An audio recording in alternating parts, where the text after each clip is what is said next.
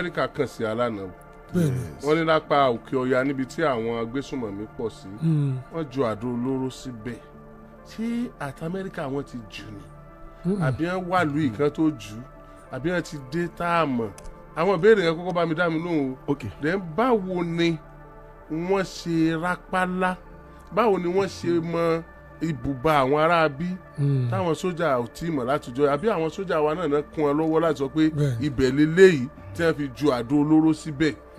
ṣẹ́ẹ̀rí mo sọ kinní kan nígbà tí ó rọ pé Amẹ́ríkà ń bọ̀ Amẹ́ríkà wà. ẹ káàbọ̀ sí olùkọ́ni ẹ wo ẹ jẹ́ ká farabalẹ̀ ṣẹ́rí fídíò sẹ́yìn wò lọ yìí a máa play fún yín níbi tí wọ́n ti tú pẹ̀rẹ̀pẹ̀rẹ̀ àṣírí gbogbo bó ṣe ń lọ pátápátá ẹ ti mọ̀ wípé táwọn bá ti rí báyà wa kì í sọ ètí a bá sọ gan ayẹpa ti ṣe wádìí kúlẹ̀kúlẹ̀ pé ṣó ti tọ́ ní ọ̀rọ̀ ikú tó di pé àmú wá sórí kan ní fún ẹ̀yin olólùfẹ́ wa láti máa jẹ ìgbádùn gbogbo bó ṣe ń lọ lágbo òṣèré ìwọ́n tó bá ti subscribe bóyá subscribe kó lè túbọ̀ máa jẹ ìgbádùn gbogbo bó ṣe ń lọ pátápátá lágbo òṣèré bóyá ká sojú abẹ́ǹkó bóyá. And I said something.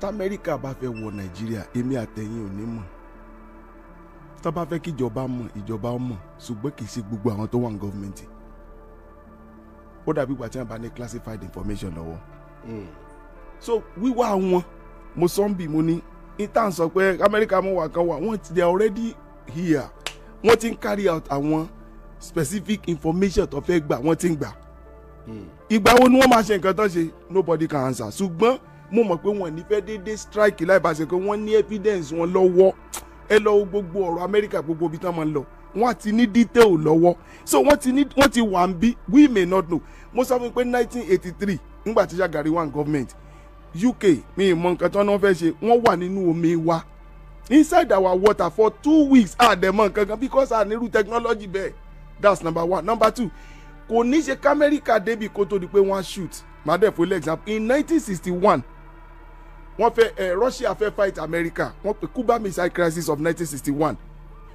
kí ni wọ́n fẹ́ Russia communist country they are now looking for another communist country tó súnmọ́ America which is Cuba ibẹ̀ ni wọ́n rí missile wọn sí láti fi face America ta ló mọ̀rú African country tó súnmọ́ wa tó ṣe pé wọ́n ti jọ ní irú agreement bẹ́ẹ̀ táwa ò dẹ̀ ní mọ̀. Only base in Ghana. Wọ́n sì ní kẹ́ bá wọn sọ. They strike from Ghana. Wọ́n sì ní kẹ́ bá wọn sọ ni. Sọ́ba wo. America ti sọ jáde. They have a base in Ghana. Mo mọ̀ pé wọ́n ní èmi ń pẹ́ ní. In the Sahel. So and they can. Èmi ò fẹ́ là mọ́lẹ̀ ni. Because they can coordinate their strikes from a very neighboring stages. When the American African strike squad and low to dey pe mainly for African countries to dey pon the station káàkiri. You understand? And this thing was coordinated and in conjunction with NSA office ni NSA office na just with intelligence wọ́n ṣiṣẹ́ pẹ̀lú NSA office pẹ̀lú àwọn intelligence wa na just ṣiṣẹ́ pọ̀ they cannot just do anything without passing through our NSA so NSA wọ́n mọ̀ nípa ẹ̀ wọ́n jọ coordinate strikes and it was swift and well coordinated. Perfect. Àti ìmọ̀ bóyá perfect. Well targeted. Wọ́n àti ìmọ̀ bóyá well targeted. Because àti ìmọ̀ àwọn victims. Àti ìmọ̀ the kind of damage. Bọ́kúmi sọ̀rọ̀ láàárọ̀ yìí. But mo ń bọ̀. Tààrà ló sọ̀rọ̀ láàárọ̀. Bọ́kúmi sọ̀rọ̀ láàárọ̀. Tá a bá sọ ilé ìtàn àlọ́ bẹ́ẹ̀. Àti ìmọ̀ the kind of thing tí damage tí wọ́n cause but with the report that we have now only pay the ISIS and ISIS now no strike and then the federal government has also confirmed it federal government to confirm it pé the strike really occurred America dey sọ pé àwọn ṣe bẹ̀rẹ̀ ni o tí wọ́n bá stop this act of killing and all the rest àwọn ṣì tún bọ̀ sí but the only thing tí mo kàn fẹ́ America ma mention all the time only pé tí wọ́n bá stop genocidal Christian killing. No. So anybody. Another one ṣẹlẹ̀ Maiduguri nínú mosque. Torí kan ṣẹlẹ̀ Maiduguri nínú mosque. Tí wọ́n bá stop killing because normal Muslims modern Muslims enemy ni wọ́n sí àwọn extremists yìí. Enemies ni wọ́n if you see a normal Muslim a moderate Muslim wọ́n like it rárá. So both Christian and Muslims are now being targeted all the time.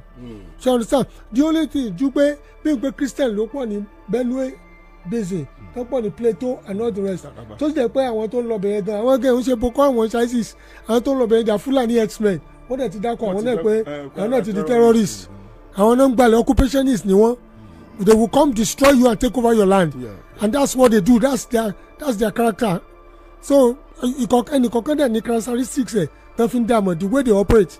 So àwọn ISIS ti wọn they are mainly for àwọn tí o máa ṣẹ̀sìn wọn ISIS àti SWAP àwọn ẹni wọn anybody extremist ni wọn if you are not a normal Muslim tó o dẹ̀ gba kíní wọn you are gone. They can even kill normal Muslims. ó náà mo ń sọ if you are not you are gone. If you are a normal Muslim.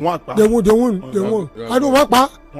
wọ́n pa moderate. Because moderate Muslim normal Muslim goes wọ́n ti kà wọ́n kú Christian infidel ni wọ́n.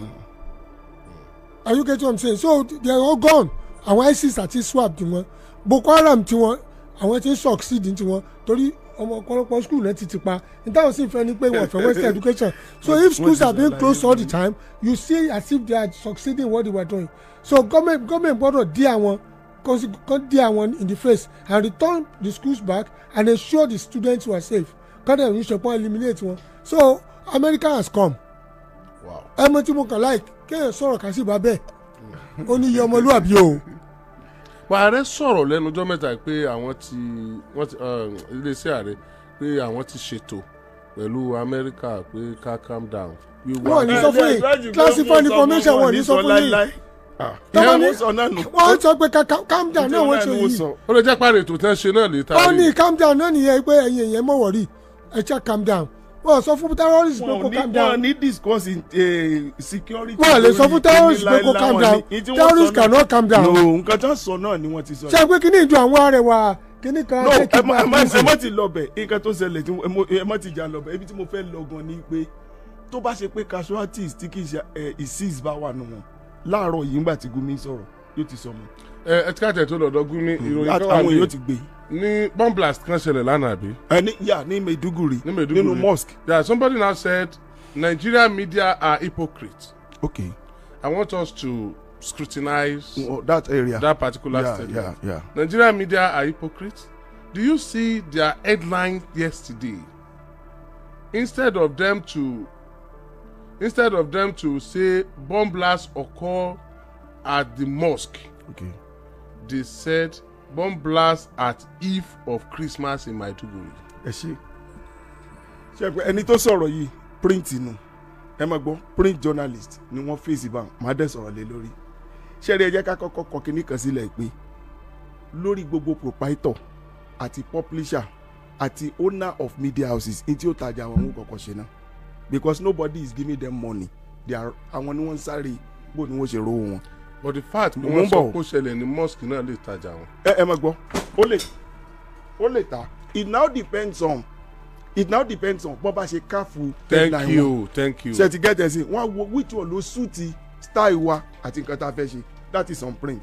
Number 2 is that the basic thing tá a fẹ́ gbọ́n bẹ̀ ni pé ṣé bẹ̀ yẹn ṣé wọ́n report ẹ̀ fine wọ́n report ẹ̀ but the way tán ṣe report ẹ̀ they may not like it ẹ wá já lọ báyìí majority of the national tabloid lẹ́ni west náà wá now nínú reporting mi ìsọtẹ̀yìn tẹ̀ wọ́n broadcast reason ni pé ẹ lè gbọ́n sí kẹsàrí report ẹ̀ báyìí sàtìmbárí story nsìn ẹ get ẹ̀ sìn tí mo ṣe jẹ́ print journalist ọ̀làlẹ́ tó gbọ́ but ẹ̀yin ti sọ ẹ̀yin constant immediacy wà lọ́dọ̀ ẹ ti get ẹ̀ ṣùgbọ́n ọ̀la ní òtò bá jáde kò lè bọ́ọ̀nì jáde mọ́ therefore kọ́pẹ́ náà nírú newspaper tá a ní ń bì tó yẹ pé lẹ́kọ̀ọ́ bó ṣe wà evening newspaper wà tó yẹ pé pam nírọ̀lẹ́ wọ́n lè report ẹ̀. wọ́n ní broadcast ló gbé for the fact pé immediacy or delay kò yẹ kó change. kò change content ṣùgbọ́n wọ́n bury headline lẹ́yìn ẹnìyẹn sọ pé wọ́n bury headline mo wá sọ wọ́n nìyẹn ni wọ́n bury headline tẹ́nìyẹn fẹ́ kán lò ní pé kán lo screaming headline fún wípé mosque ni wọ́n bomb nǹkan kan bẹ́ẹ̀ ṣùgbọ́n style ẹni ilé iṣẹ́ kọ̀ọ̀kan ó yàtọ̀ síra wọn. style máa ń ní opinion máa ń wà nù style. hidden one. ó máa ń wà. ó máa ń wà. that is where the hypocrisy come in because tẹ́ ẹ bá attach ẹ̀ mọ́ pé mosque náà bomb oníṣẹ́ tí ó ṣe yàtọ̀ sí bomb in the eve of Christmas iṣẹ́ ọ̀tọ̀ọ̀tọ̀ ló máa ṣe. Do you know that? No sir, yes sir. Ìtọ́jú yẹn pé no sir yes sir. Okay. Ìtọ́jú yẹn sọ bẹ́ẹ̀ ni pé kí ló ń kàn lè ń ṣẹlẹ̀ lánàá what really happened yesterday for any reporter but for anybody tó bá máa cast the headline lánàá tí ò bá sọ nǹkan tí ń ṣẹlẹ̀ kó wé mọ́ headline tó máa lò if yẹn kò jẹ́ nìyẹn ọkàn kankan kò tí ì kọ story. kò yẹ kán yọ mosque kúrò ní story yẹn. ó wà bẹ́ẹ̀ body of the story. no I disagree. The headlines kò yẹ kán wá mosque tí ń bẹ̀. wọ́n sọ church náà. No, wọ́n sọ pé at the eve of Christmas yẹn it's as if the bomb blast is targeted at Christmas and at Christians. nǹkan tẹ́yìn lérò pé yẹ kó ṣẹlẹ̀ pé bomb blast ní mosque at the eve of Christmas. ìgbà míì wà ṣe rí headline ò gbọ́dọ̀ gùn jù ìgbà míì kò dẹ̀ gbọ́dọ̀ jẹ́ full statement. máa gbọ́ let me say this. ṣẹ́gẹ́tẹ̀ ṣùgbọ́n tó matter ni pé body of the story. You know what? I am trained to be a journalist as well. Good. ṣé mo pé school kan náà la jọ ń lọ a mú ni bóyá ká mú broadcast àbí ká mú print bẹ́ẹ̀ni ètò bá bá yọ specialized tí wọ́n ń kúrò bẹ́ẹ̀ni so gbogbo tẹ́ ẹ sọ iye mi mo dẹ̀ mọ̀ pé wọ́n lè kọ́ bẹ́ẹ̀ so tẹ́ ẹ bá fẹ́ ṣàlàyé fún layman ẹ mọ̀ làágùn bẹ́ẹ̀ yẹn mo mọ̀ pé mosque lè yọ ń bẹ̀ tí ò ní gùn jù mo dẹ̀ mọ̀ pé a lè yọ kù ká fi Christmas sí but gbogbo tí media bá kọ ló lè defend you have spoken wípé opinion ilé-iṣẹ́ tán ti gbé jáde ó máa ń wá reflected nínú nǹkan téèyàn ó kọ bí headline ilé ẹni yẹn dẹ̀ ń rí fáà sí as hypocrite. Hypocrite is the wrong English. It's a wrong word kò yẹ kó lò bẹ́ẹ̀. ẹ jẹ́ ìṣàlàyé kankan ṣe rí reporting. ẹ jọ sáré láago. gẹ́rẹ́gẹ́ láago 10 àárọ̀ lù láti iléeṣẹ́ rédíò àgídìgbò 88.7 FM Ìbàdàn lọ gba káàdì ìdìbò rẹ. Sherry, reporting an event has to do with the time and the venue of the event that happened, and then you now talk about venue ó máa include ibi tó ti ṣẹlẹ̀ time tó ṣẹlẹ̀ tẹ́ bá mọ̀ àwọn wo ni wọ́n mú ìṣẹ̀lẹ̀ yẹn. 5W that's 5WH. You understand this? Now if you look at this headline kò ṣe paper kan lórí fásitì àwọn paper kan wà tán gbé pé bomb blast in a mosque in Maiduguri, a mosque bomb on the eve of Christmas. mo ka bọ tí n bá tí n tó jí láàárọ̀ mo ti kà a bomb blast on a mosque at the eve of Christmas. You understand? Now ìjọ yẹn gangan kí ló ṣẹlẹ̀ ìjọ yẹn it was a day referred to as the eve of Christmas. No, it's not defendable. Come remember, who are defended? They defended because kí ló ṣẹlẹ̀ sí àwọn tó fi mosque sí as well. You know how important where is nínú news yẹn. You know nínú àmúbọ̀ pastor inú àwọn tí pastor mention yẹn. You know how important where is. Nínú news nínú headlines wa you know how important where is where is very very important you know that ẹ tẹ̀síwájú pastor. Now tabade wo gbogbo tí ọ̀pọ̀lọpọ̀ wọn kan some people say a mosque bomb on the eve of Christmas. That's beautiful. Do you understand? Okay. There is a bomb blast in Maiduguri at the eve of Christmas lẹ́ni ikọ̀ tí Henry Fassi. Do you understand tí mo sọ? A bomb blast in Maiduguri at the eve of Christmas. Ó mi pé kò sọ place tó ti ṣẹlẹ̀ gangan the specific place.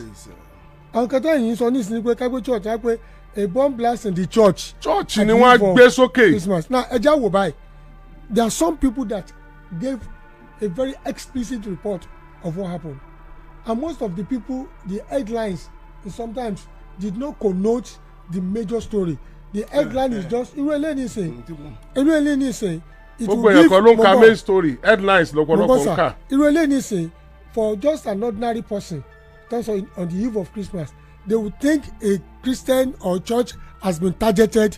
God bless you pastor God bless you. Because it spoke about bomb blast in Maiduguri at the eve of Christmas. tí wọ́n sọ pé lánàá ní ìsàwọn yẹn lọ sí pé níjẹta wọ́n lọ owó ni owó ìfẹ́ náwó fún yìí olórí ò lè kọrin kó dùn tó báyìí. níjẹta gbogbo mo lọ sí eve that is going for Christmas Eve. So if someone else say at the eve of Christmas the first thing that will come to your mind láti ka body of the story ni pé wọ́n ti attack àwọn tó lọ sí church or wọ́n ti attack church kan on the eve of Christmas. So but the man uses he used the what I would call nǹkan tó ń ṣẹlẹ̀ nílùú lọ́wọ́ that is the context. Shall get the context of what is happening.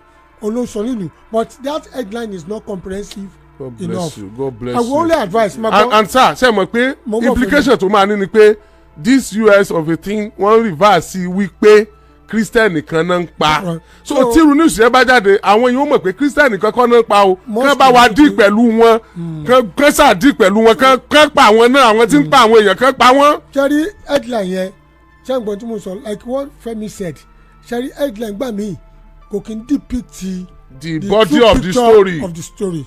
Àwọn mi ò dẹ̀ ní the headline mo mọ rédíò sẹ̀yìn kẹ́tẹ́ pọ́nkàn ni wọ́n tún ti yàdó olóró ní ọjọ́ àìsùn kérésì at that point in time kò kárí news ẹ̀ wọ́n tún ti ju àdó olóró sí mọ́ṣáláṣí o ní ọjọ́ àìsùn kérésì láti rí pé wọ́n ti mọ̀ pé it is not killing of the Christian in that place, it is an attack on the Muslim who are probably in the mosque or the worship place to jẹ́ for our Muslims, so it will carry more weight. Thank you. And it's an advice to some print people. Share print media opinion ni o. Opinion ni. Ọ̀pọ̀lọpọ̀ wọn they have their mind, no, not even opinion, mindset. Thank you. Mindset ọ̀pọ̀lọpọ̀ dem máa ń gbé wọnú story. Share sir tí mo fẹ́ report to even in camera works. À ń ṣe workshop lọ́wọ́ sìn ẹnìkan deliver àgbẹ̀ panoramic shot àgbẹ̀ tó ń deliver àgbà àwọn èrò tí wọ́n fẹ́ babẹ̀ jẹ́ fáwọn èèyàn àwọn tó ń sùn ní mọ̀gbé tàbí àwọn tó ń jẹ chingọ́ọ̀mù tàbí àwọn tí ibi àga tó ṣòfò the first impression táwọn èèyàn ní ni pé irú àdàdà làwọn eléyìí ṣe tí wọ́n ń sùn wọ́n tún ní máa pé lecture yẹn wà interesting wọ́n ní máa ń di pé èrò tiẹ̀ wá. a lè set campaign nínú campaign a lè set camera síbi àwọn èrò kéékèèké kábàlì rò pé àwọn èèyàn wà á. wọ́n lè pé èèyàn tẹ̀lé wọn. wọ́n lè ní the people present at the campaign were very scanty and people did not turn up. èrò sì wá. èrò pọ̀ àwọn ògbé kámẹ́rà bíi ìrànpọ̀ sí.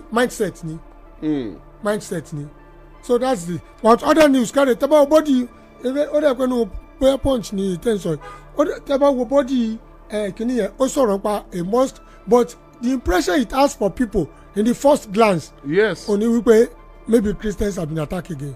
now ẹ jẹ́ kí n lọ báyìí two ways máa fi lọ mo fẹ́ ka bí the nation ṣe gbé nígbà tí wọ́n report the first kìnìún wọ́n ní Arewa Consultative Forum that is ACF condemns Maiduguri mosque bombing urges vigilance. Beautiful. That's one.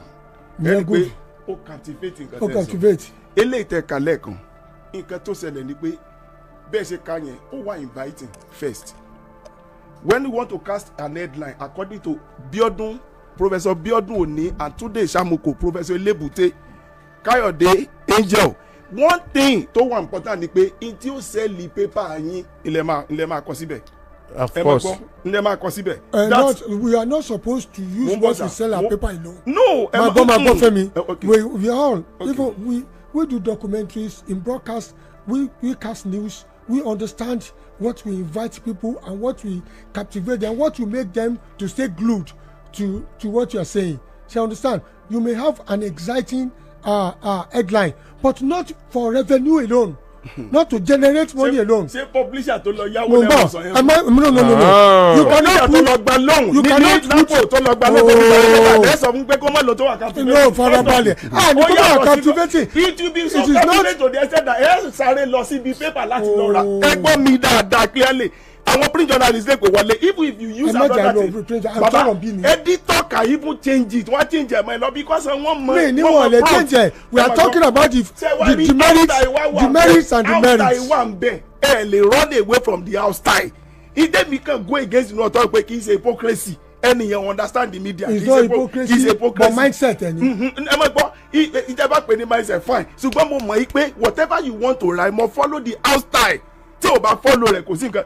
Lessons in now tẹ́ bá lọ event as a broadcast person ẹ lè gbé síbi àwọn èèyàn tó ń sùn lọ́wọ́ ẹ lè gbé síbi ibi táwọn èrò ti pọ̀ it depends on. bọ̀ sọ̀rọ̀ pé tí mo ṣe yẹn náà sọ̀rọ̀ pé tí mo ṣe yẹn mo bọ̀. a media proprietor in broadcast organization in electronic broadcast náà tí mo ṣe tí mo lọ gbé kìíní yẹn ó lè jẹ́ pé PDP ni mi tẹ́ pé PC ló ń ṣe nǹkan. Thank you. mindset ni hypocrisy dẹ̀ ni. Hypocrisy ni. Èmi ò bẹ́ẹ̀ ìmọ̀ tẹ́ lè pé I don't want to use the word hypocrisy you understand èmi believe pé as a reporter tá a rán síta iṣẹ́ if you do not write, if you do not follow the house style of your media house, then it resemble me.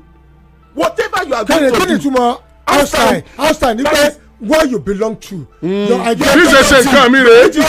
That is it. So if you do not follow your ideology did not really project the true color of things because of your mindset. Yes, it's democracy. If you do not project what is happening on the kini, then any media house, whether print or kini, and then I'm more paper than Susie. Ẹjẹ kẹrin ẹlẹ́tì kìíní kan ṣẹlẹ̀ pẹ̀lú gọ́fìnà kan lọ́yọ̀ state ńgbà kan tí wọ́n sọ̀rọ̀ nípa ó ṣe góòdì ó ṣòwò ní airport Heathrow ṣe pé PM ní sí gbé rọ̀lẹ́ ṣé kí ni gọ́fìnà yẹn sọ ó ní I'm going to sue billions of naira ló fi sue wọn ó dẹ̀ lé reporter méjì lọ gbogbo tó fi má di 2 months tó pè wọ́n padà because ó mọ̀ pé kíní ò mọ̀ burú lọ sí ni if you do not report according to that ní print o kò ṣeé ṣe ṣùgbọ́n what I know ni pé headline tán cast yẹn àwọn cast yẹn nítorí pé they want to sell their paper yes morally speaking. And they want the foreign body to also think Christians have been attacked. ìyálà hypocrisy ni. Morally speaking. ìyálà hypocrisy ni. I don't take it for that. àsìkò tí wọ́n sọ pé Christian nìkan náà ń pa táwa sọ pé Christian nìkan kan náà ń pa wọ́n wá bọ́ọ̀bù mosque ọwọ́ fẹ́ gbé story ẹ̀ mosque wá disappear ní headlines you are not telling me it's not an hypocrite. No ìyálà hypocrisy ni. mi rí bẹ́ẹ̀. what are you telling me. mi ń tẹ̀ láti sọ ní pé. ìnà òsìrẹ́wọ́ ni o were conscious of the fragility in the presently in security perspectives presently in Nigeria that the US that are coming and claiming that it's only Christians that were killing. And kò jẹ́ Christian nìkan náà pa wọ́n pa Christian wọ́n pa Muslim so that particular time wọ́n wá tún lọ bomb mosque your own headlines wọ́n wá sọ fún ẹ pé in-house ẹni pé you must remove mosque and you are telling me it's an in-house hypocrisy of the highest order I'm telling me. Hypocrisy kò wọlé bẹ́ẹ̀ ṣé àmọ́ ibi tí hypocrisy ti wọlé ṣé newspaper kan ló wà. I can go for any other one tí mo mọ̀ pé this is it. No I disagree. No o sí newspaper tó yẹ kó gbé láìsí mosque náà that is what we are saying. àìmọye newspaper tí ó gbé tí ó report okay mo ka ACN. at that particular Nigeria Tribune kọ́ńtà babalá Nigeria Tribune is not here today.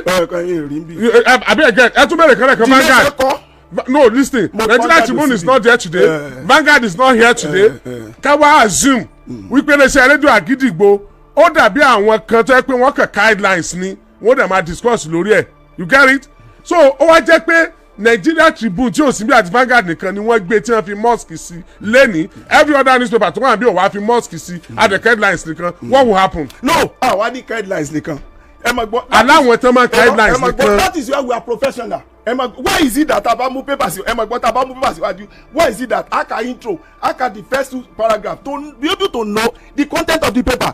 This is what I am saying. We have more than 53 national tablets more than 12 national tablets in Nigeria and some others. Now èmi believe pé other national dailies tó wà ní north wọ́n report Tribune lóòótọ́ àmọ́ bọ́n ṣe kọ́ ṣùgbọ́n tí mo mọ̀ ni pé every individual like we said they will report according to the house style and nítorí dem máa gather owó fún wọn. Now ibi tí hypocrisy ti wà ní pé bọ́n ṣe wà á lè sọ pé okay let's go and get paper tàbí ká get content nǹkan tán sọ. How many people will go and get paper. As long as tó bá ti lẹ́sẹ̀ bá ti ní newspaper go ní ìdìmọ̀ pé kánmọ́kánmọ́ that is the money tó ṣe pé when you hold a paper look at the story kéèyàn dẹ́ka so that èyàn lè ní fọ́ọ̀tì lọ́wọ́. Let me give you a summary sir. Let me give you a summary of these things.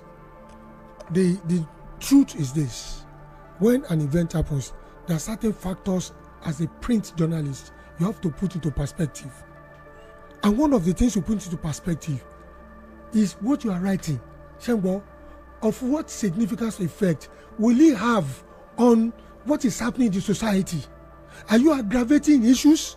Or you are calming Thank issues? Thank you. So when you are writing, you must write to calm issues, but not to aggravate. One.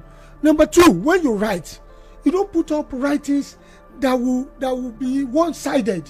Even though body kìíní ẹ wà ó wà bẹ́ẹ̀ yẹn o tó bá ti ka first paragraph tó máa kọ náà on the eve of kìíní náà ló máa kọ síbẹ̀.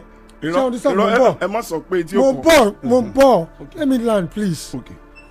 tó bá ka paragraph náà because you have a mindset mo sọ fún ẹ pa electronic media mo sọ pa camera works composition of shots ṣùgbọ́n àti and some other things in broadcast media tó fi jẹ́ pé you can carve your story according to your mindset according to the what you have in mind you can cast your story according to ntọ́ pè ní house kilo pè ṣe house style.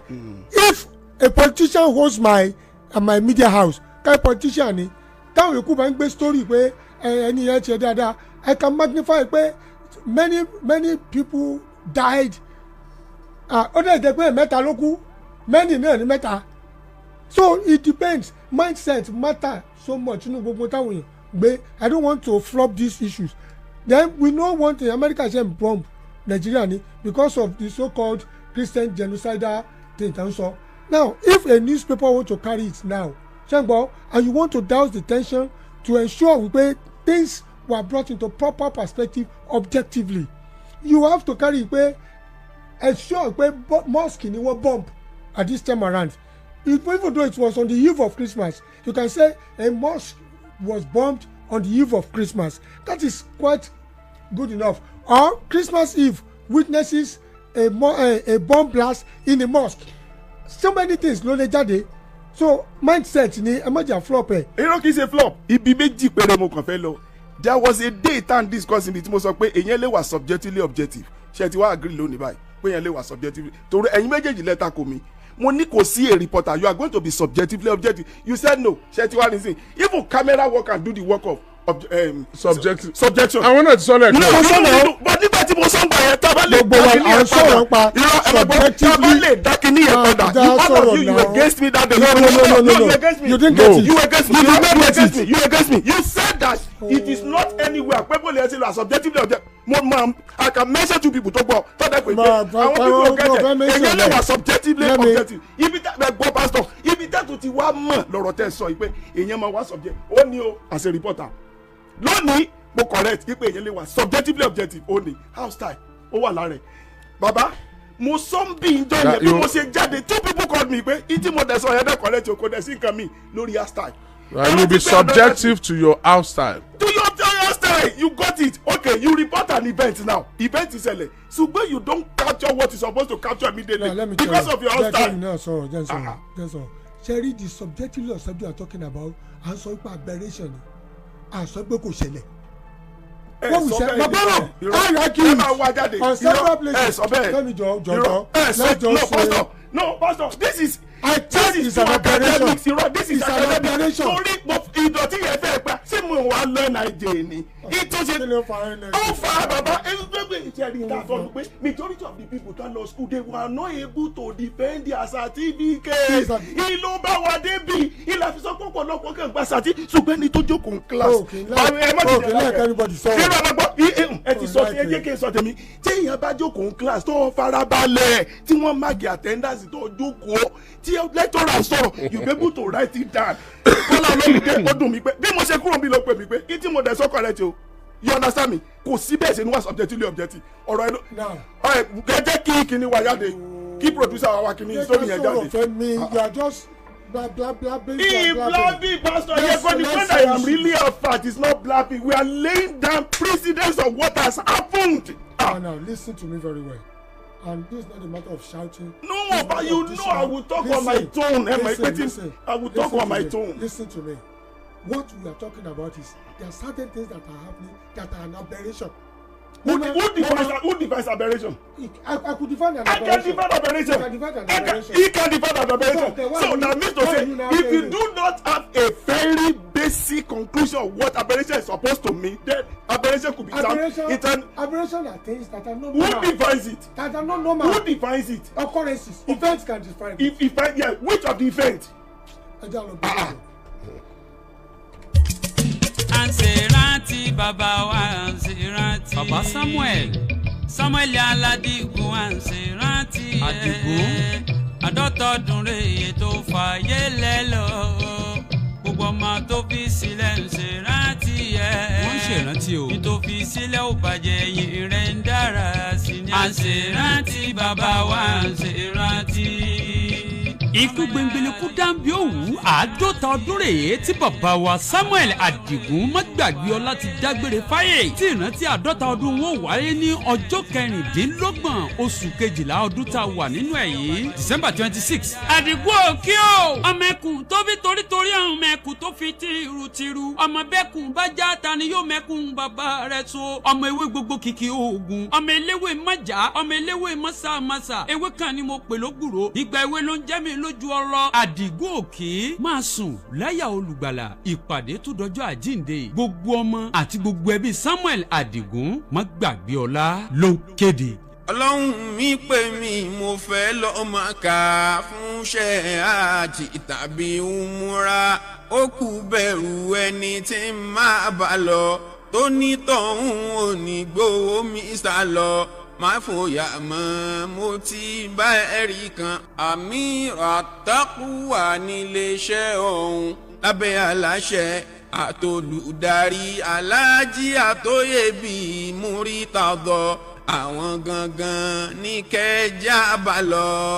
òun lẹ ti gbọ́ yẹn o. iléeṣẹ́ Amira Tekwa Ajanumura Service Limited. àwọn ni wọ́n ń bá ní ṣètò ájì tí ò ní ẹja ń bá kàn nínú. iléeṣẹ́ wọn wà ní Amira Tekwa building ní òpópónà Èkó síbàdàn àdójúkọ Access Chapel onípẹ́pẹ́yẹ sawmill Ìbàdàn. àbíkẹ́ pẹ̀rọ ìbánisọ̀rọ̀ wọ̀nyí 08033567286 pẹ̀lú Amira Tekwa kò sí fòyà fálálàájì. Akidibo 88.7 FM. Àgídìgbò annual press night 2025. Ariwo pé ẹ̀wà bá mi Jésù yìí ò la omi. Ìjọ ọpẹ́ orin ayọ̀ látẹnu àwọn olórin àdídùn ni King David àti Ọlá Best. Ọlá ibi tí mo gbà kọjá. Àwọn kan gbà fẹ̀sọ̀ dá. Níbi àṣálẹ̀ ẹ̀yìn tí a máa ń ṣe lọ́dọọdún nínú ọgbà iléeṣẹ́ rédíò Àgídìgbò. Tọdún yìí tún ti kò níbi tí gbogbo àwọn onípòjìpò wọn ti máa gbóhùn ìyìn sókè. Ìmọ̀ rírì oore tí Ọlọ́run ṣe láti ìbẹ̀rẹ̀ ọdún di òpin ọdún. Ìyìn la fi ṣàfihàn fígbórí ọ̀tún wọnú ọdún tuntun. Ó ti yá fún gbogbo ẹ̀yin ẹbí ọlọ́pẹ́ aláyọ̀ tó mọ pàtàkì ìyìn. Ẹ jẹ́ àjìjọ darapọ̀ jíjọ pé òpin ọdún pẹ̀lú Alhaji Dr. Oríyọmí Hamzat àwọn òṣìṣẹ́ Àgídìgbò àti gbogbo ẹ̀yin ọlọ́pẹ́. Jíjọ King David àti Ọlá Best níbi tí wọ́n bá ti kọrin ìyìn fi yan Ọlọ́run lógo. Ẹ má gbẹ̀yìn níbi àṣálẹ̀ ìyìn iléeṣẹ́ rédíò Àgídìgbò tọdún yìí. Bẹ̀rẹ̀ láago 6 ìrọ̀lẹ́ ọjọ́ Sátidé ọjọ́ 17 oṣù yìí. Láàmú pàdé àṣálẹ̀ ìyìn iléeṣẹ́ rédíò Àgídìgbò tọdún yìí. Ìyìn la fi gborí ọ̀tún wọnú ọdún tuntun. Ó yá ẹ jẹ́ àdìjọ pàdé ń bẹ̀. Agbára mi màmá kọ́ o. Àánú mo rí gbà. I too sweet, I too fine. My face show, I should shine.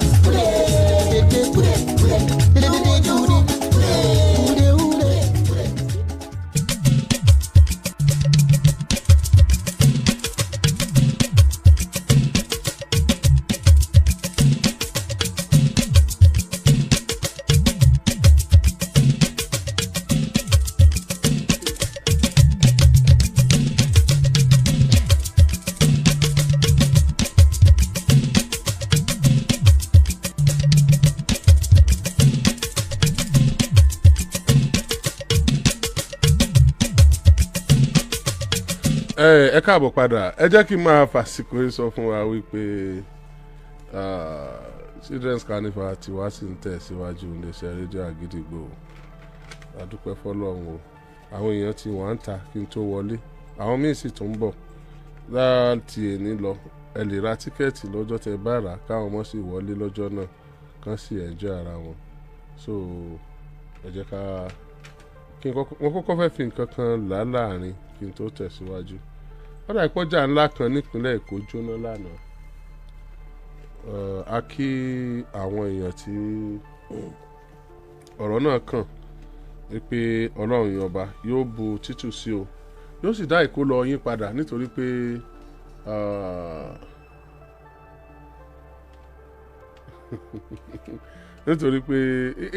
ọlá ìyá Bùkúnmi he has not apologized though he just felt sorry so ẹ bá ń dá kínní yẹn kadà kí n ká ọdọ dá ìkólọ yín padà lágbára Ọlọ́run Dr. Oriyomi supposed to apologize to Oyo State indigene like Seyi Makinde apologized for supporting His Excellency Tinubu. Dr. Oriyomi led us to support the governor last election. Tẹ́ ẹ gbọ́ ni tẹ́ ẹ rẹ́rìn. No, mi ẹ kà. Tẹ́ ẹ mo ti kà. Dr. Oriyomi supposed to apologize to Oyo State indigene. Lẹ máa sọ báyìí kẹ́tò ka story. Like Seyi Makinde apologized for supporting His Excellency Tinubu. Because Dr. Oriyomi Hamzat led us to support the governor last election. What's to apologize for when the governor is still working? And he's doing well. Sorry, can never apologize. The one working is still working. He's still working and doing well. So Tinubu ti parí iṣẹ́. My God. Political issue leleyi. Political issue. No, all you want is a political issue. It's not that political. What political? He said it's not in the same context. You led them. He said the same good. We agree with the same. Ẹni tó kọ́lá wa. Tinubu disappoint Ṣèyí Mákindé. Ó ní kẹta jọ ń fà. Tinubu disappoint ẹgbọ́n over to you. Ṣé ìṣẹ́sẹ̀lẹ̀ gómìnà Ṣèyí Mákindé disappoint yín àbí ó disappoint yín? Ìdáhùn sí ìbéèrè yẹn ni pé ẹni Ṣèyí Mákindé ò apologize. Bẹ́ẹ̀ yẹn gbé létí á padà sáré. Ṣèyí Mákindé did not even apologize. Did not apologize. He regretted what he did. Okay, wọ́n fẹ́ kẹ́ say the same thing tẹ́niyẹn náà. Kémi regret. Why should he regret? How would I regret? I don't have any cause to regret. Ọ̀rọ̀ tí ó yẹ kó máa tì bí. Ọ̀rọ̀ wọn ni ti ẹni tó béèrè ọ̀rọ̀ wọn àti ìdáná ṣe regret abẹ́ regret. He's asking me to apologize and Ṣèyí Mákindé did not apologize. Why do you want me to apologize? Good kẹ́niyẹn tó kọ́. Ṣèyí Mákindé apologize. No. He said he made a mistake and he regrets. Wọ́n tó méjì ni. One regret. Twice. Good. Mistake once. Wọ́n ló parí ọ̀rọ̀. For supporting. Ẹ dákun ẹ bá tó kìíní ẹgbẹ́ síbẹ̀. Ẹja tó bẹ̀rẹ̀ láti ẹja bẹ̀rẹ̀. Kí ló dé tẹ́tù náà padà? They want you to do the same thing. The only thing tẹ́ lè sọ tí mo lè gbà bẹ́ẹ̀ ṣe wà ní pé one ṣé wọ́n ti disappoint mi ṣe gẹ́tẹ̀ ẹnìyẹn ò dẹ̀ béèrè gan pé ṣé disappoint pásítọ̀ ló kàn sọ pé wọ́n disappoint engineer Ṣèyí Mákindé làwọn sọ pé àwọn regret to you now àwọn tí ẹni kí wọ́n lọ dìbò. àwọn tí Ṣèyí Mákindé tún jọ ń ṣiṣẹ́ pọ̀ disappoint engineer Ṣèyí Mákindé wíkẹ́ nǹkan statement wọn ò dáa níbi tí wọ́n lọ. ẹ̀yin ni wọ́n lẹ́yìn lẹ fa àwọn ṣàpẹ́ yẹn máa fa bí ìgbéyàn bá fa okun mọ̀lú lẹ́sẹ̀ fa àwọn ẹni yẹn wá ní pé ẹ̀yin náà nídìí àṣìṣe kìíní yẹn Mr. Lati rí irú kìíní yẹn lónìí ẹ rí kájọka ntí ọkùnrin yẹn fẹ́ tó fẹ́ kẹ́sẹ̀ nìyẹn ẹ̀yin lẹ́wà sàlàyé. ẹ máa gbọ́ ṣẹ́rẹ́ nìyẹn perspective perception ẹ̀ ni wípé ẹ ti mú àwọn o wíwẹ̀ kẹ́ wá ṣe are you the owner of your state tí a ti fẹ́ sọ̀rọ̀ gan àwọn fans àtàwọn èèyàn lẹ́bàá sọ̀rọ̀ pé ẹ̀yin èèyàn o bí o ti ń lọ yìí o ẹjọ kí ni eléyìí ṣe kàn mí. mi ò mọ o. I made mistake comma I regret working for President Tinubu in 2020 yẹsẹ àjà pé 2023 comma 2027 I regret my action. máa gbọ́ 2027 no wọ́n rí fa sí. He has not worked now. He has not worked o. 2023 yẹn sọ. 2023 ìgbà tí mo kà nǹkan tó wà ní pépà kọ́ yìí o. I regret my action. Governor Ṣèyí Mákindé plead ẹ máa gbọ́ o the word plead to Nigeria nínú plead yẹn àtàlẹ́ fayọ́ ń pọ̀ mbẹ́ plead mean I'm sorry. I regret my action. àti kàn yẹn. But me I'm not. I don't make mistake. I'm human. I supported the current president, even though in another party at that time, because I thought, even though I never dealt directly with them, I thought we'll do what is right for the country, research the country, like I said, bring people from, you know, all over that country. No. I thought you would research the country. This is a political statement. It's a self-centered statement. That is not what we're seeing. It's a personal statement. That is not what we're seeing. To me, can I say Ṣèyí Mákindé has not done well? To me, my own personal opinion, Mama Nikki, Atukama dúpẹ́ lọ́wọ́ Oríyọmí pé ó jẹ́ ká dúpọ̀ fún Ṣèyí Mákindé o. Torí tòmí Ṣèyí Mákindé has done wonderfully well. Mo like bẹ́ẹ̀ ni ìyẹn ṣe wọ́n tiẹ̀ ló jẹ́ kó ń sọ bẹ́ẹ̀. Èèyàn kankan wọ́n ti wò nìyẹn. Mo ní bí ẹni yẹn. Ó dà ẹ dúpẹ́ ẹ sọ pé kó bẹ̀bẹ̀ àtàní ẹ dúpẹ́ ẹ mọ dúpẹ́ lọ́wọ́ Ṣèyí. Ẹ̀ńtọ́ ni regret ká máa gbọ́. Méjèèjì lẹ́mọ̀ kó pọ̀. Kọ́ wá sọ tèmi náà èmi ẹ dúpẹ́. Ẹ̀yin ni dúpẹ́. Ẹ dúpẹ́ ni o. Good. Madam mo ti yín. Ó sẹ́rí sí a tó ti padà síbi tá a ti ń bọ̀. Níbo lẹ ti ń bọ̀. Ṣé pé ẹ tó ti editorialize ẹ̀ sìn ẹ̀yìn ọ̀kan lẹ̀ fi kan lẹ̀. Ẹ náà tó wù ú mọ́ gbọ́. Ìtọ́ wù wọ́n. Bàbá sọ́kà wa ń dùn láàárọ̀ ìṣá. Ìtọ́ wù wọ́n ni wọ́n tẹ̀lé. Tó sì ní ìtẹ́wọ́gbà. Ta ló sọ̀rọ̀ acceptability. Ẹ̀rọ kan tí mo kàn lè sọ ni pé. Ṣé ẹ̀gbọ́n wà láti gbági? Mo kàn rán ilé tí ni o. Ẹ dákun kí ni ẹ jẹ́ máa lọ lé o. Bẹ́ẹ̀ ta ti ti lù. Ẹ̀yin náà fàtìkọ́ yìí ṣe tó wù tó yẹ ká ṣàgbéyẹ̀wò tí Gumi sọ. ẹ tiẹ̀ mọ gbọ́ ẹ fi gún mi lẹ̀ báyìí ṣẹ́gẹ́tì ẹ jẹ́ àtìtì ọ̀rọ̀ yìí ṣẹ́gẹ́tì náà nǹkan tó ṣẹlẹ̀ ní pé ẹ ti rí ibi tá a jọ já sí láàárọ̀ ẹ̀ báyìí ẹ̀yin náà ti editorialize wọ́n ti ẹja fàkókò ilẹ̀ àkókò wo la fi ilẹ̀ nígbà tá a sọ nǹkan tó ọkú gan tó nàró sára ògiri. there is time for everything in life. time wa and in broadcasting o nílò ju time ẹ lọ. àti ìwà pa ẹ mọ 10:30 nìyẹn extension lè wà.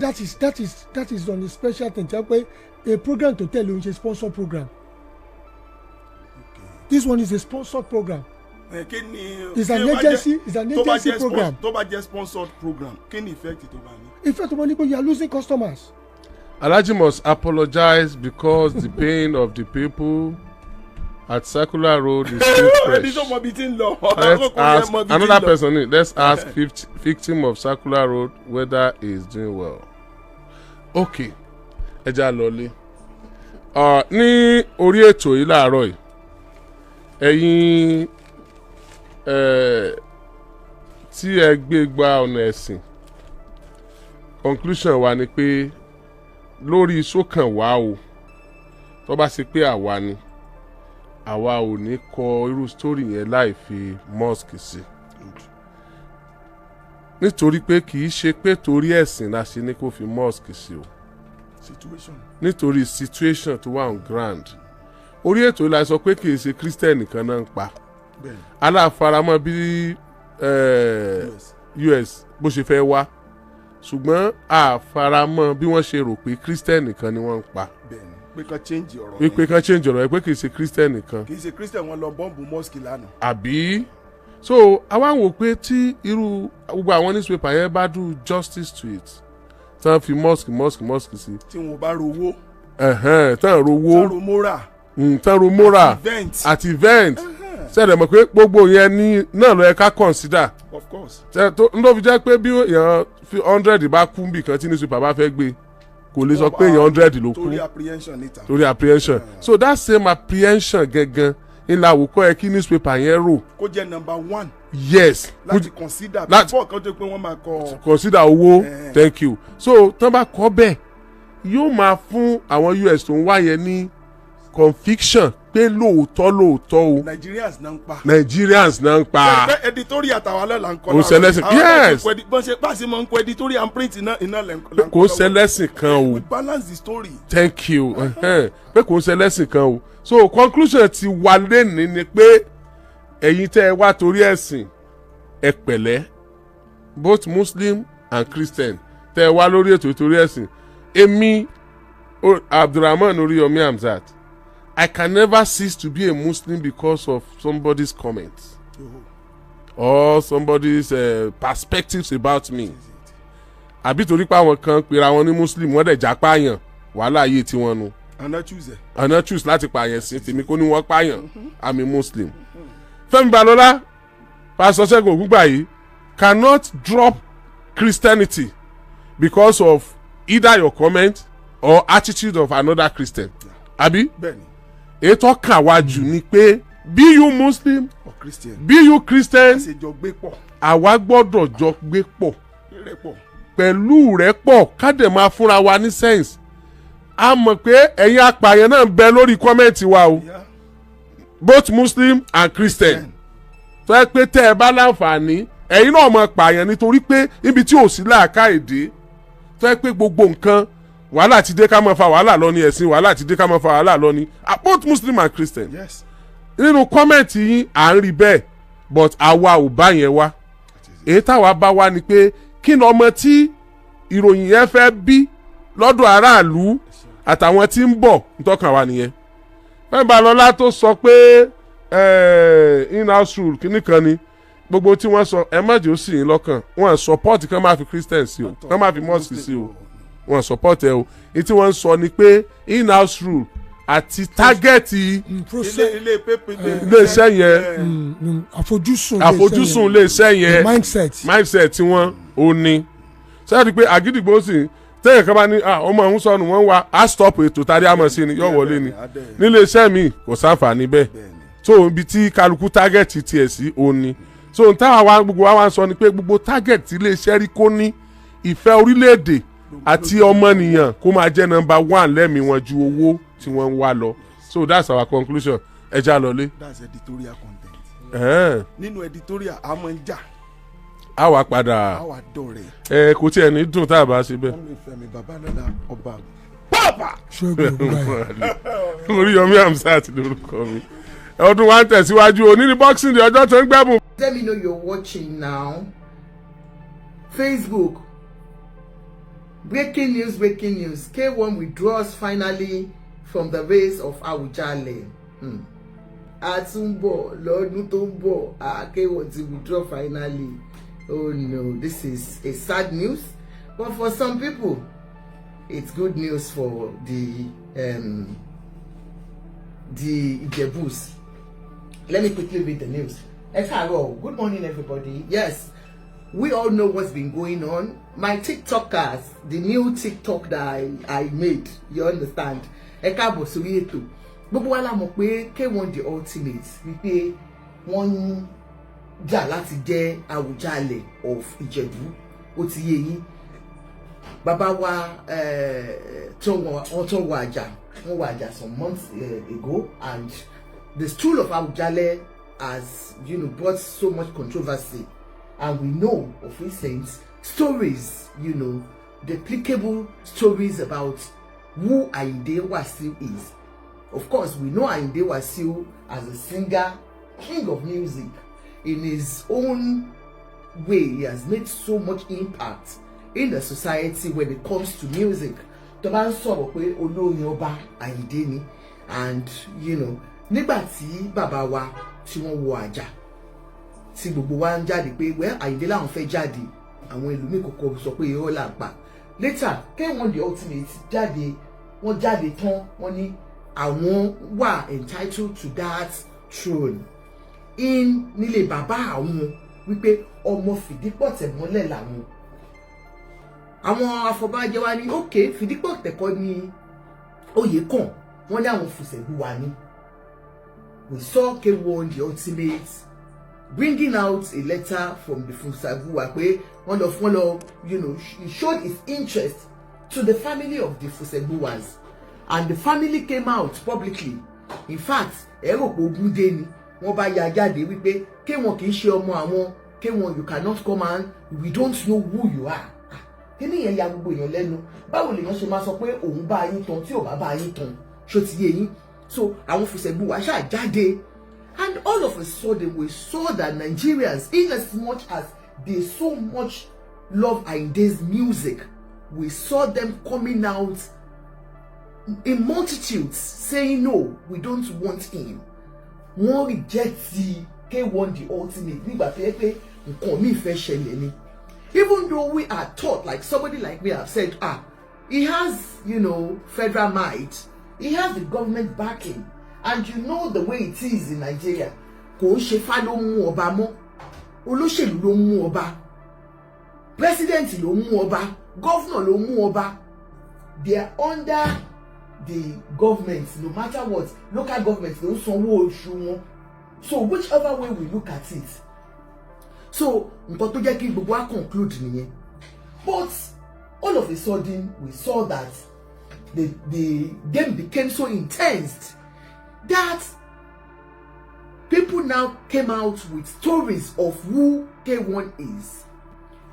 Wọ́n ní tó bá fẹ́ mọ bí bàbá ẹ̀ ṣe bí ẹ, kó lọ wọ politics. Kò wá kí n ṣe politics nìkan. That goes to show that pé ìwọ tó bá mọ̀ pé ìdí ẹ̀ ò clean, àbí tó mọ̀ pé ìdílé tó ti wá ò clean, àbí you cannot really identify who you are. Don't ever go and vouch for position of ownership or chieftaincy title. Tó bá lọ bá wọn jà, wọ́n á pè ìtàn burúkú fún ẹ, ìtàn tí ò ní gbàgbé mọ́ lọ́jọ́ alẹ́ láéláé. Ìtàn táwọn ọmọ ẹ máa bá. We saw Bioye, first one, ó kọ́kọ́ jáde, ó bẹ K1 the ultimate, ó ní kó má bá wọn dá sí oyè nǹkan ṣe yìí o, wípé because ìdílé K1 tó jẹ́ fìdípọ̀tẹ̀ mọ́lẹ̀ tó làwọn ti jáde kọ́ ló ti jáde o. Kò sẹ́ni tó doubt pé K1 kò kì í ṣe ọmọ Ìjẹ̀bú o. but ìdílé yín kọ́ ló kàn, so don't even ẹ má lọ cause wàhálà. Please comment, let me know there is something wrong. I can't see any comments on YouTube, on Facebook. Let me know if you are watching. I can see people watching.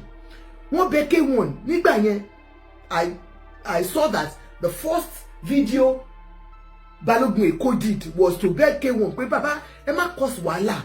Ẹ kì í ṣe ọmọ àwọn Fusegbuwa, àwọn Fidipote. No ni àwọn you are from Fidipote family. And it is not Fidipote's family's turn.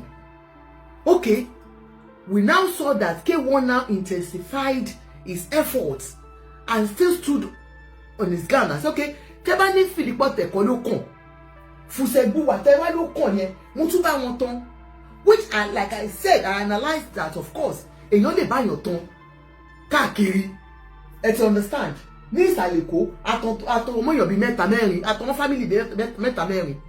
But you must have been identified by that family to ti fẹ́ jáde. So irú àwọn family yẹn ó jẹ́ kán ti mọ̀ ẹ́ one way or the other. Ṣé ti understand? So K1 claiming to be from Fusegbuwa. Àwọn ẹ̀wá ní okay, àwọn ò bẹ́ ẹja. Fọ́ọ̀mù ó ti jẹ́ kó ó máa close níjọba ìbáyìí, ó kújọ́ mẹ́ta. Wọ́n wá fún K1 ní àyè láti ẹ̀ ti tú wọ́n fún ní bí few more days. Wọ́n fún bàbá mi ní few more days. Wípé kán fi present bí àwọn ṣe jẹ́ ọmọ oyè bó ṣe bá wọn tán nídìílé Fusegbuwa. They gave him the form, at least wà ní family tree wà sọ bó ṣe jẹ́ and he now came back with the form signed by a member of the Fusegbuwa family. Kò síbi tá àti ń rí yẹn o, gbogbo ẹbí ló wà o, ó máa ní ẹbí kan tó máa ń pè ní àtẹnu, ó ti yé yín. That was how they sọ pé bàbá kan nínú àwọn ẹbí Fusegbuwa tó ló ń jẹ́ Ewagbo, wọ́n wá bá dádì mi sign pé he is from the family. Okay, gbogbo àwọn ayé wa bẹ̀rẹ̀ sí ń pariwo pé àwọn ẹbí wa ní àwọn ò mọ̀ pé bàbá tó sign fún ẹ̀yin gan is not even entitled to do that. He is not authorized to be. He is not the head of the family. Head of the family ló yẹ kó sign láti sọ pé yes ọmọ ẹbí ni ẹ́. Wọ́n wá bẹ̀rẹ̀ sí ń fa bàbá yẹn lẹ́sẹ̀ wípé bàbá tó tiẹ̀ sign fún ẹ elébi ni, ó máa ń da ilé rú ni, ó ti ní problem pẹ̀lú àwọn ẹbí. Now bí wàhálà ṣe bẹ̀rẹ̀ nìyẹn, àwa rí gbogbo àwọn èèyàn tó bẹ̀rẹ̀ sí jáde tí wọ́n ṣe videos oríṣiríṣi wípé wọ́n fi ẹ̀jẹ̀ lè mọ́mú òtún bù sẹ́ríkì. Why don't you be contented with what you have? You are the olórí ọmọ ọba, you are this, you are that. Àwọn èèyàn ṣàbẹ̀rẹ̀ sí fa K1 lẹ́sẹ̀ wípé but tó bá fẹ́ jẹ́ pé lóòótọ́, and we now saw K1 wọ́n wá lọ ṣe wọ́n ń kọrin, wọ́n dẹ̀ fi ń yé wa pé bàbá yín ti bàbá àwọn ti dé wípé mo fọlọ́run búra Àyìndé o, ànábì mú wọn mọ bàbá àwọn máa di ọba yìí. So people like us that we really love him, we now thinking he has the evidence to show that he's truly from the Fusegbuwa family. Èèyàn kan lè jáde láì ṣe pé ó ní ẹ̀rí tó dájú pé ẹbí ni mo ti jáde. Bí Bísóyè ṣe jáde nìyẹn lẹ́lẹ́kejì. That was the second coming out of Bísóyè Balogun Eko. Bísóyè now came out and said no, K1 ẹ kò fẹ́ dá gbogbo wàhálà tó ń ṣe níjẹ̀bú, ẹ fẹ́ dá àwọn owó ni. That you know that you are not from the Fusegbuwa family. Bí Bísóyè bó ṣe sọ fún wa pé K1 níbo lọ sí bàbá ẹ̀ sí. Mo ní Bísóyè lè pọ̀ ju òun ló kọ́kọ́ ṣàlàyé fún wa pé wọn ò tiẹ̀ sin bàbá Àyìndé sí ibẹ̀, wípé ìlú màmá bàbá Àyìndé ní ìlú Péjú Èkìtì ni wọ́n sin bàbá Àyìndé sí.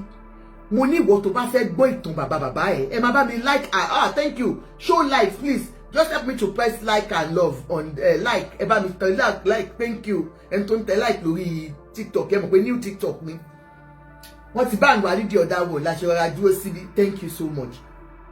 Wípé for you to say pé o jẹ́ ọmọ ìlú yìí, ọmọ ẹbí irọ́ ló pa. Bísóyè ló kọ́kọ́ gbé jáde. Ó ní no, wípé because màmá bàbá tó bí màmá bàbá tó bí ẹ K1 bó ṣe ń sọ nìyẹn wípé ìlú ìyàwó ẹ̀ wọ́n sin sí. That was what raised eyebrow. People now raise eyebrow on it. Say, okay, we have never heard anything about K1's father. No matter what, I command people won't kill àwọn ọmọ ani fowó. Irú kílẹ̀ yìí ọmọ ani fowó ṣe. Ọmọ ani. Irú kílẹ̀ yìí ọmọ ani fowó ṣe. Wọ́n wá bẹ̀rẹ̀ sí tán. Wọ́n wá ń sọ ìtàn bàbá wọn fún wọn. Ibẹ̀ làwọn èèyàn ṣe wá bẹ̀rẹ̀ pé okay, tó bá ní ọmọ Fùsẹ̀bù wà ní ẹ, kò sí nínú gbogbo family. Àwọn family tó bá jáde no bá ṣe meeting àmọ́ Àyìndé o kò ń ṣe bí wa o kò ń ṣe o. It was like a public disgrace that a family will deny you even though you are very very successful in your own way. The whole family came out to deny K1 pé àwọn ò mọ̀ wọ́n rí wọn kì í ṣe ẹbí àwọn. Ibẹ̀ làwọn èèyàn ti wá rò pé K1 lẹ́yìn náà proof fàyè ṣe bẹ́ẹ̀ ní àwọn ọmọ bàbá bó tiẹ̀ ṣe jẹ́ pé ó dà pé àwọn nìkan ni màmá wọn bí sọ́dọ̀ bàbá wọn. K1 is the only one tí màmá wọn bí allegedly sọ́dọ̀ bàbá wọn. But at least bàbá K1 Anífowóṣe or whoever the father is wọ́n ti ní àwọn ọmọ míì. K1 máa lẹ́gbọ̀n ọmọ aláàbúrò nílé bàbá. Òun làwọn èèyàn ṣe wá wò pé why can't the father's children, his other siblings, why can't they come out and defend him? And so many of us, we are like that, like what is happening? Can't the family members, the siblings, come and defend him? Now, wọn wá wá gbọ́ nǹkan kan mọ́. Òbísóyè sọ ìtàn burúkú wípé níbo ló ti bàbá ẹ̀ sí. We kept quiet. Now, K1 now did the right thing. Tó bá gbọ́ sọ pé ọmọ oyè làwọn, torí gbogbo èèyàn sọ pé tó bá jẹ́ ọmọ oyè tí àwọn family láwọn ò mọ̀, they do the needful. Ọ̀dọ̀ Bọ́lájí ni bàṣíà mi ọ̀dọ̀ wọn ni mo ti kọ́kọ́ rí update. Mo rí pé Bọ́lájí bàṣíà wọ́n gbé síta wípé court ló máa yanjú ẹ̀. Ọ̀rọ̀ ẹbí ṣe nígbà míì àwọn tó bá ń tẹ̀lé èèyàn, if you have friends or families or relatives, people around you that are psychopaths, people that cannot tell you the truth, nǹkan mi ló máa ń bá dé o. Èmi ò sọ pé bóyá ẹ mọ̀ pé gbà míì tó bá ní ọ̀rẹ́ tó bá ti ń sọ òótọ́ fún tí ò bá ti gbọ́rọ̀ sí ẹ lẹ́nu, ìgbà míì wọ́n náà kàn di òótọ́ ló sọ bẹ́ẹ̀ ni you are very right nǹkan tó fẹ́ yẹn mo bẹ́ẹ̀ fẹ́ n tó bá fẹ́ mo bẹ́ẹ̀ fẹ́. When I saw that update, I said for Bọ́lájí mi bàṣíà mi ó tó sọ pé we will head to court. Mo mọ̀ pé court yá tàbátàrí gbé wá pé à ń lọ kóòtù a fẹ́ gbé àwọn ẹbí wa lọ sí court. K1 did it, took the Fusegbuwa family to court, and the governor of the state, àwọn afọbajẹ, wọ́n gbé wọn lọ sí court pé wọ́n fẹ́ deny àwọn nǹkan tó jẹ́ right àwọn. Ó ti yé yín. The court was for yesterday. Ní àná ni wọ́n jókòó ní court. Please help me to power tap on TikTok. Bó ṣe wá jókòó ní court lánàá, ní court bá ní ẹjọ́ rọ̀dọ̀rọ̀dọ̀ wo lẹ gbé wá sí ọ̀dọ̀ àwọn yìí. But before then, ní ìjẹta díjẹrin, bí Bíóyè tún ṣe gbé mi jáde nìyẹn. Irú kílẹ̀ yìí lọ́mọ Anífowóṣe ni Bíóyè gbé jáde. Bíóyè wá bẹ̀rẹ̀, ó wá gbé síta ló sọ ẹgbẹ́ wo kí n tó máa sọ̀rọ̀ lọ. Ẹ gbọ́ last one tí Bíóyè ṣe yìí. Bísóyè eléyìí pọ̀. Eléyìí gangan ló jẹ́ ìbànújẹ́ fún àwa tí a jẹ́ ọmọ K1. Bísóyè Balógun Èkó, ẹ gbọ́ ẹ̀yin tẹ́ bá gbọ́ yẹn last one eléyìí. Kéèkì ìyẹn ò ṣe é gbé sábíà. Ẹni tó jọ irú ẹ̀ wò níwájú ara mi níṣe ló jọ́ lọ́hùn ní pé ẹ̀yin ara wa. Lẹ́kṣọ̀ ṣáláhùn ṣe kì í ṣe já o. lẹ́kṣọ̀ ṣaláhùn ṣe mútàkàdá kẹ́mú gègé kẹwàá gbòòrè tó mọ́gbọ́n dání tèwé tàfà o mọ́gbọ́n làwọn gbọ́gbọ́n ládé ẹwà gbòdúró kò sẹ́bọ̀ ìtìdọ́gba orin Alhaji King Wasiu Ayinde Ọmọgbọ́láhàn. Thank you Dodo Mayama. Tí ṣìgìdì bá fẹ́ tẹ́ á ní kí wọ́n gbé òun lọ sí odò lọ́wẹ̀. Àwọn Yorùbá dẹ̀ ní alábòsí alówó, alábòsí abímọ, alábòsí akọ́lé, ṣùgbọ́n àtúbọ̀tán alábòsí kò ní dá. Irú yín òun ni Barrister fi kọrin pé kì í gbọ́ kì í gbà ìbínú oríṣiríṣi gbogbo bí tó bá dé ó máa ń fi owó ẹ̀ ó máa fi ń dá wàhálà lẹ̀ ni. Ìdí tí ń ṣe sọ pé ẹ fẹ́ dá wàhálà lẹ̀ lórí ọ̀rọ̀ àwùjọ. Ọlọ́run jẹ́ kí a ní àtúbọ̀tán dáadáa. Greeting from Canada. Okay, Olayemisi Omodara, how are you? How are you, man? You can't hear on YouTube. Can you hear me now on YouTube? Let me know. Can you hear now? Sorry guys, only one gbọ́ mi ní YouTube. Let me know. Ṣé ń gbọ́ mi nísìn? Omodara, ṣé ń gbọ́ mi? Please, can you hear me on YouTube? If you can hear me. Yes, we can't hear. Wow. Others, can you hear? Am I audible? Others. On TikTok, on YouTube. On YouTube. Tí gbọ́ mi. Kí ló dé? Kí ni wọ́n ṣe? Láì kí n ṣe odi, wọ́n ní wọ́n gbọ́ mi ní YouTube. Ayé mi ni mo dẹ̀ ń gbọ́ látẹ̀kọ́. You can't still hear.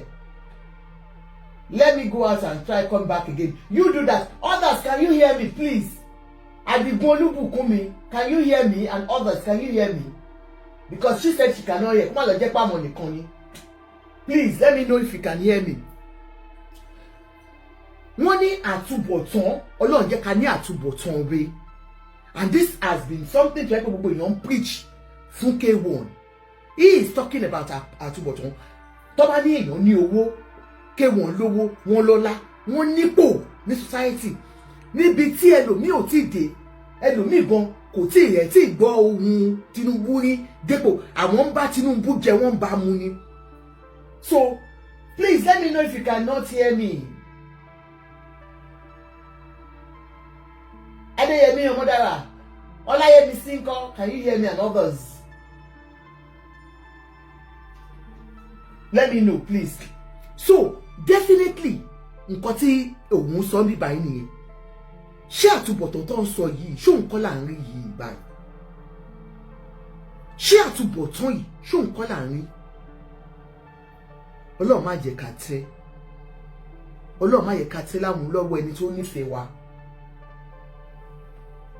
You can't hear, but we don't know others, they are not speaking. Others, can you hear me? Kó má lọ jẹ́ yìí nìkan ni o. Let me see. YouTube. Okay. Hold on, please. Let me see if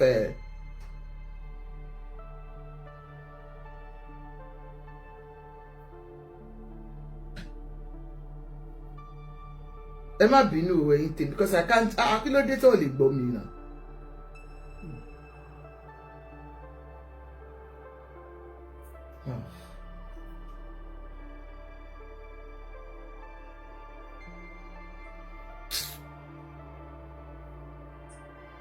Ǹjẹ́ fẹ́ sáré ṣé kí n lè sá lọ sẹ́nu iṣẹ́ mi. Àyìndé Adé, can you hear me please? Let me know. Àyìndé Adé ṣé ń gbọ́ mi? Àyìndé Adé, ọmọ kẹ́ abudu, can you hear me?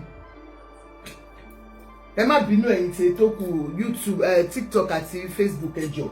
Mo kàn fẹ́ pé kí n mọ̀ ni. Ṣé lè gbọ́ mi? Can you hear me? Am I audible? Let me know. Ṣé ń gbọ́ mi? Should I go off and come back on YouTube? YouTube. Ẹ̀yin tèmi.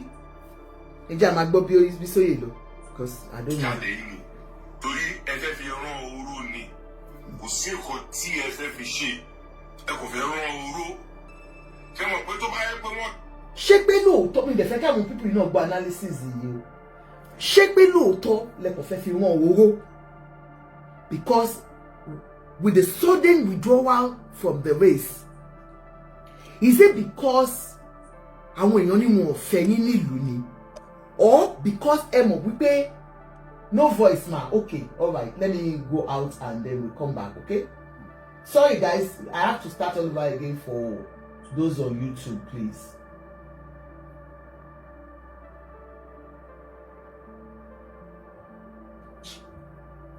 Ẹ má bínú ẹ̀yin tèmi, ẹ jẹ́ ẹ má lọ torí kò yé mi. Ké wọ́n ti láwọn òṣòyè mọ́, wọ́n láwọn òjọba mọ́ o. Wọ́n ní kẹ́ máa gbọ́ ba yín lọ o, wọ́n láwọn òjọba mọ́, ọba tó fi ń pìtàn fáwọn ìdí tẹ́tí àwọn ti wá, àwọn òṣè mọ́ o. Ké wọ́n ló ti sú òun o. Ké wọ́n withdraws. Ké wọ́n láwọn òṣè mọ́ o.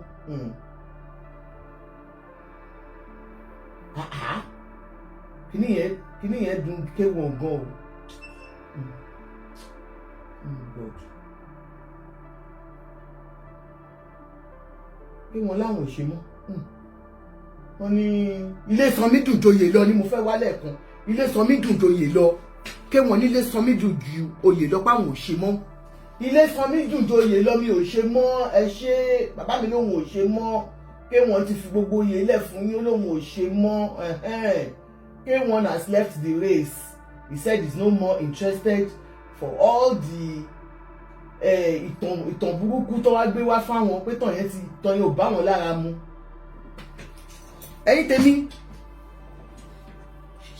nǹkan tí gbogbo wa máa kọ́kọ́ fẹ́ béèrè wò ni pé K1 has withdrawn from hi guys òpin ọ̀tí ìdè ẹ jẹ́ kí n tún ara mi ṣe. K1 ti withdraw pé àwọn ò ṣe ọba mọ́. Is it coming out because yesterday they went to court? Is it because wọ́n mọ̀ pé àwọn ò ní ẹ̀rí tó dájú láti sọ pé ọmọ Fúsẹ̀gbùn wà láwọn?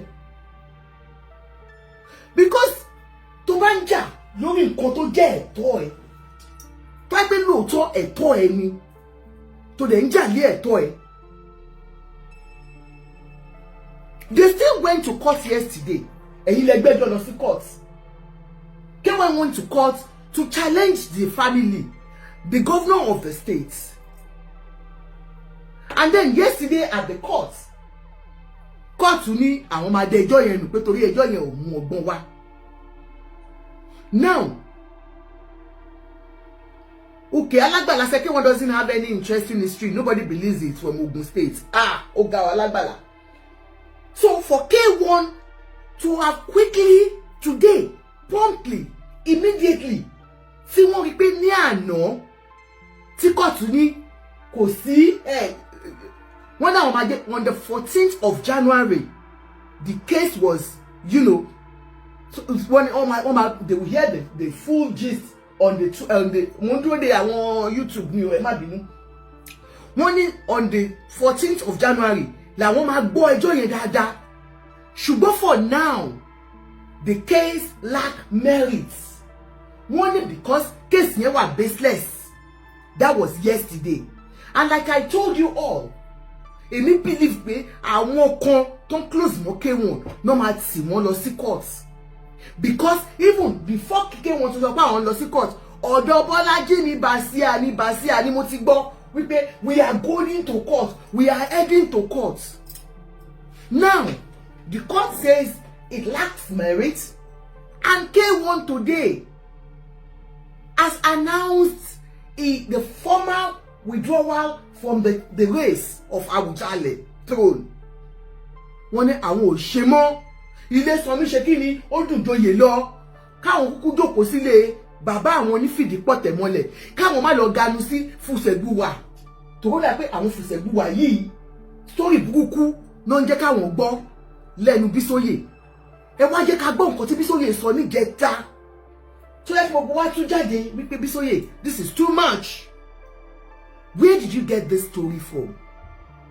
Who are those close to you? Ohun ṣiṣẹ́ gbà tí mo ṣe ṣó mo ní ó ní àwọn èèyàn kan tó yẹ pé you think you're dining and whining with them. Àwọn tó rò pé wọ́n nífẹ̀ẹ́ gangan. Ìgbà báyìí ló jẹ́ ló máa fi mọ̀ pé you are not loved. No. You are definitely not loved. Please give me 1 minute. You are definitely not loved. Because if truly you are loved,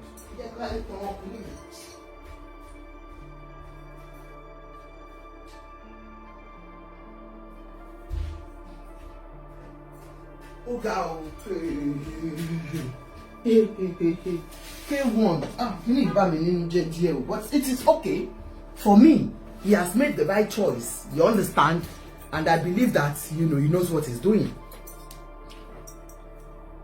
Gbogbo story kò bá má jáde because first warning tí bí oye kọ́kọ́ jáde ó ní ẹjọ́ fìdípàtẹ̀lù kan ló kàn ẹlẹ́ẹ̀kejì ó gbé story wọn jáde pé wọn kì í ṣe bàbá wọn kì í ṣe ìlú yẹn kọ́ lọ sin bàbá wọn sí eléyìí ló wá bá gbogbo ẹ̀ jẹ́.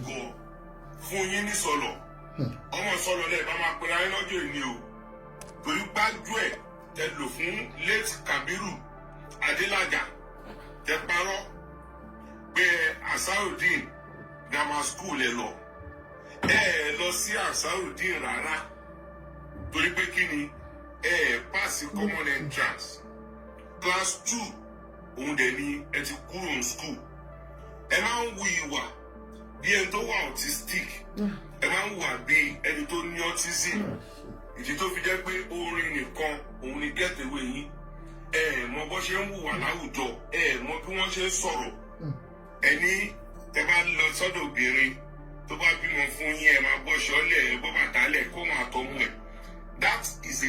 ṣé ti rí gbogbo àwọn nǹkan tí mo sọ lálàkọ́kọ́ àti mi kọ́kọ́ sọ̀rọ̀ mo ní kíní yìí á kọ́ K1 the ultimate and others lọ́gbọ́n ṣe rí wà ẹ̀dá òun náà máa fi mú yàn o ọlọ́run máa yẹ kán fi ìwà burúkú nǹkan tó mọ̀ kó mọ̀ jẹ náà máa fi bà yí ẹ̀ jẹ́.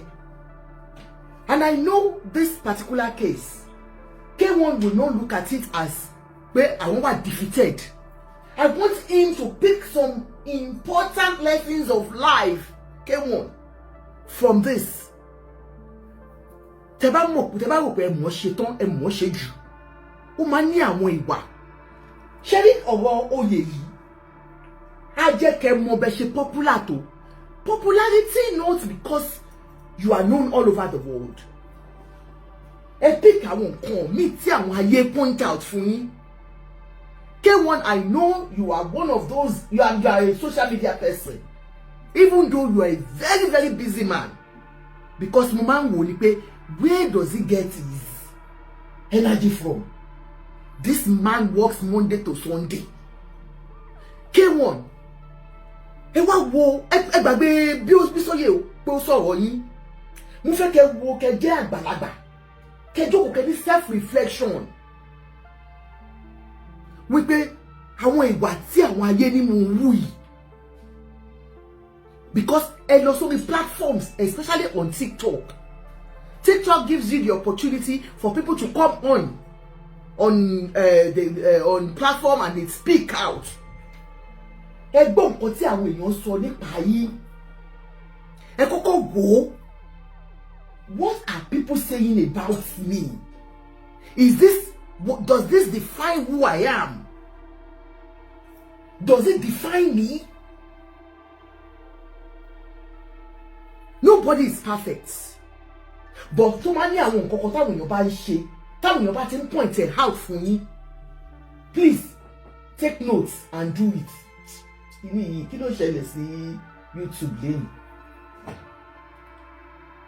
Ẹ kàn wo ni pé eléyìí sọ pé mi ò dáa níwà báyìí. Tí àwọn èèyàn bá sọ fún mi pé Àjọkẹ́ you talk too much. Èmi fúnra mi wọ́n ní òun kọrin kò dùn létí. Definitely ìwọ gan gbọ́ orin tó ń kọ now. Some of us that will speak online, after talking, we still go back to our chats. Wàá dẹ̀ wò pé nǹkan tí mo sọ yìí, does it really make sense? Can I change from it? People comment on my blog. Timbaraye, most of the time I go, I see them. And when I see, man try. Èyí tí mo bá lè ṣe, kò yé yín. man try immediately ma correct ẹ tó bá sọ nǹkan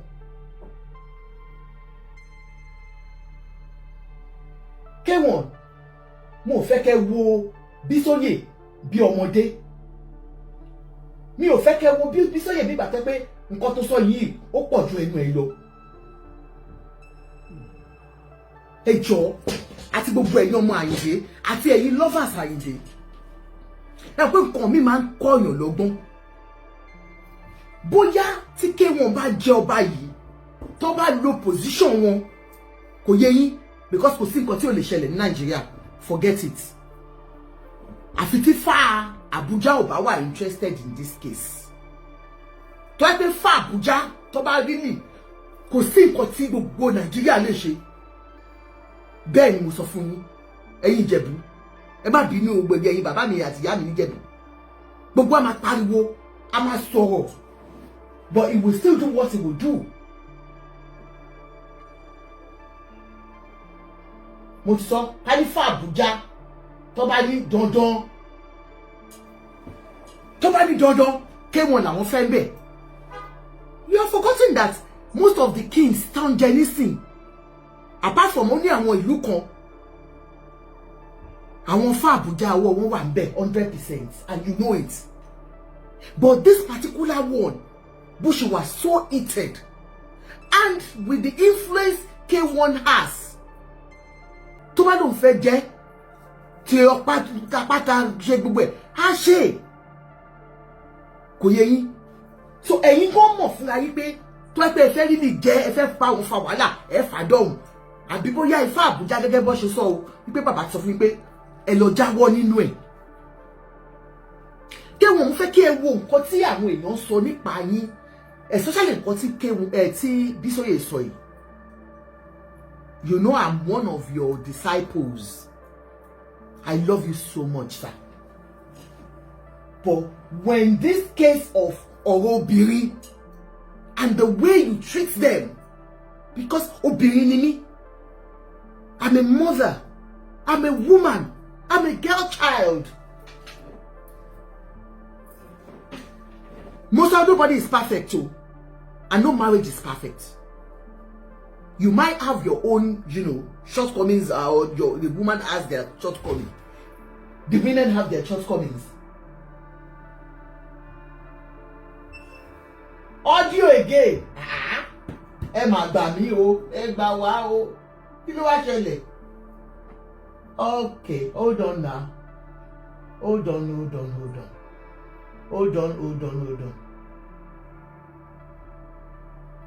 Okay, I think it was. Can you hear now? Mo ti mọ nǹkan tó ṣẹlẹ̀. Ó yẹ kó tiẹ̀ ti máa gbọ́n sìn. Tẹ́ bá wá gbọ́ ọmọ, á jẹ́ pé àwọn ayé nìyẹn.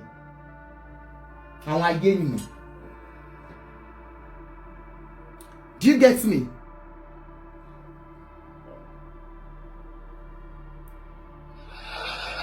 Ẹ̀yin gbọ́ ń bíbà, ṣé tí ń gbọ́n sìn? Tẹ́ bá wá gbọ́ ọmọ, á jẹ́ pé àwọn ayé nìyẹn. Ó yẹ kẹ́ ti gbọ́ ń sìn, tẹ́ bá gbọ́ ń sìn, àwọn ayé nìyẹn. Ó yẹ kẹ́ máa gbọ́. Ṣé tí ń gbọ́ ń sìn? Ẹ jẹ́ kẹ́ ti gbọ́ ń sìn, ẹ má pariwo mọ́ mi. Ẹ sọ̀rọ̀ ṣé ń gbọ́. Ẹ wá wo nǹkan tí ó ṣẹlẹ̀ wípé Bísóyè Ọlọ́run gba ẹnu ẹ̀ sọ̀rọ̀ ni. Because tẹ́ bá wo nǹkan tó sọ yìí, àwọn nǹkan tó lè mú èèyàn lọ gbóògùn jẹ ni Bísóyè tú síta. Tó bá ní ọ̀rọ̀ obìnrin tó mú jáde, ẹ wo bí tẹ́ ti ṣe interview. This interview tó gbé jáde. Tí ìgbọ́ náà. Are you sure you are here, you are not, something is not right? Kí ló dé? Ó yẹ kẹ́ ti gbọ́ sí, ẹ máa gbọ́ sí. Mo ti rí bí problem wà. Ó yẹ kẹ́ gbọ́ sí.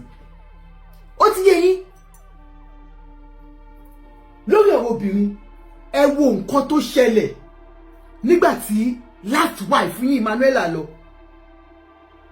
When you were to bring Titi to the family, the same thing happened with Ìyá Isabella. Máa jó wàá jó pẹ́. Jẹ́ kí Ìyá Isabella jó ju ẹyọ kan bóyá ló tẹ̀ tí ìgbésẹ̀ kẹ́ tó pàlùbọ̀ Ìyá Isabella nídìí. ìyàwó bọ́bọ̀ Yewande o ìyàwó bọ́bọ̀ Yewande o K1 ṣé tí ń gbọ́ mi sìn kí ló wá ṣẹlẹ̀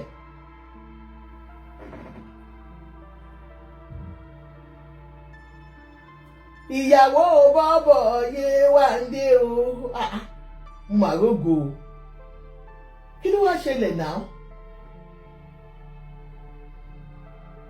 Oh, the Bluetooth is not on. Are you sure it's not from your side? Are you guys sure it's not from your side? Tí o gbọ́ èèyàn dẹ̀ gbọ́, tí ẹ lè para mi. Ìyàwó bọ́bọ̀ Yewande kò pẹ́ kò jó pípẹ́. Kẹ́mi Salami, you're welcome. Ẹ jẹ́ kó jó, ẹ pàlùmọ́ nídìí.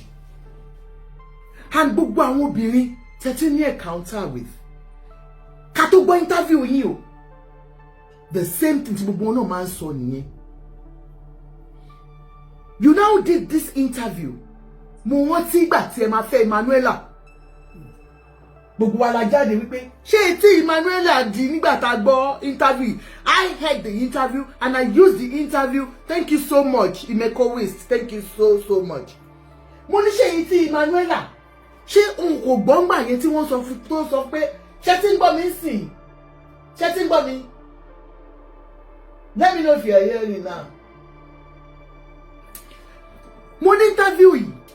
This is the same interview of how many years ago òun ló gbé jáde fún yín okay one. Lessons to be learned here on this particular case ni mo fẹ́ ká kọ́kọ́ ṣe yìí o. What are those things tá à ń ṣe tó lè affect ọjọ́ ọ̀la wa? I look at most of these our artists now. Àwọn Yoruba artists, most of them. You go on podcasts and you are saying things out. Àwọn nǹkan tí ó yẹ kẹ́ gbé kẹ́ sọ jáde ẹ̀ ń sọ. They will still use all these things against you. No sound. Oh God. Ẹ má bínú ẹ̀yin tèmi mo ń ṣà láti sọ́ọ̀tì kìíní ìhà kí ló wá ṣẹlẹ̀ tí ò sí sound.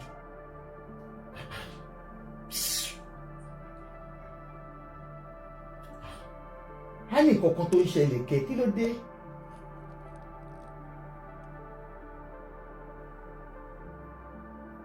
Ẹ má bínú ẹ̀yin èèyàn mi o. Because I don't know why there is no sound tó ń ṣẹlẹ̀.